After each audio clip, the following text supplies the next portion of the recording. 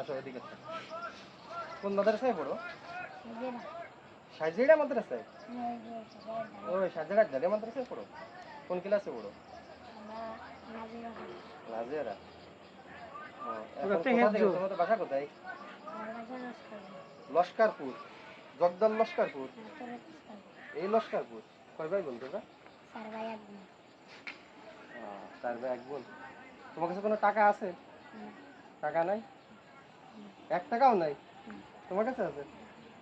তোমার কাছে 1 টাকাও নাই? সত্যি? তো মাদ্রাসায় কি মানে কিছু খাবার দাবার খাও না? নাস্তা কিনে দেয় কে?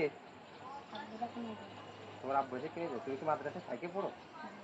ওকে দিন রাতে থাকা লাগে। ও সবসময় থাকে না? হেফজোখানায়। ও হেফজোখানা তো এরা ওইখানে থেকে পড়ে? হ্যাঁ। ও ওকে বিস্কিট মিস্কিট বইমে কিনে দিয়ে দেয়, ওরা এখন তাই কি তোমার খায়। খাবার আছে রুমে? আমি কিনে দেবো? হ্যাঁ, আমি কিনে দিলে নিবা না? হ্যাঁ, আচ্ছা আমি তোমারে দেবো না, তুমি তোমার নিজেরে কিনে দেবা। কিভাবে জানো? আমি 2 হাতে টাকা ধরবো, এক হাতে ধরবো 20 টাকা আর এক হাতে 100 টাকা। তুমি যদি 100 টাকা ধরতে পারো 100 টাকাই নেবা, যদি 20 টাকা ধরতে পারো 20 টাকাই নেবা। সে তোমার উপরে ডিপেন্ড করছে না, তোমার ভাগ্য তুমি এই করবা। পারবা? হ্যাঁ, দেখা যাক। পারবা না? পারবে না। কত দেখা যাক। করেন। চোখ করে দেখছি যে কোন হাতে 100 ধান।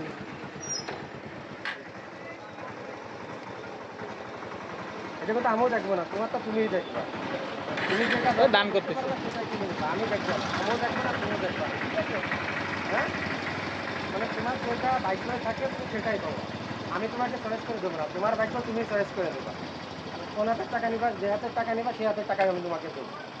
কোন হাতের টাকা নিবা এবং দুইজনে সেই টাকাটা ভাগ করে খাবা, ঠিক আছে? হ্যাঁ, কথা বলো না কেন? আচ্ছা কোন হাতের টাকা নিবা? তুমি যেটা চয়েস করবা সেটাই তোমাকে দেবো। এটা 100 টাকা। 100 টাকায় পাইছে, একটা 20 টাকা ধরেছিলাম, একটা হলো 100 টাকা ধরেছিলাম। ওই 100 টাকায় পাইছে, ওরা আমি 100 টাকায় দেবো। তোমরা দুজন 100 টাকা ভাগ করে খাবো। হ্যাঁ, মাদ্রাসায় যেহেতু মাদ্রাসায় থাকো, মানে বিস্কুট কিনে বা যে কোনো খাবার কিনে রেখে দেবা, দুইজনে ভাগ করে খাবা, ঠিক আছে?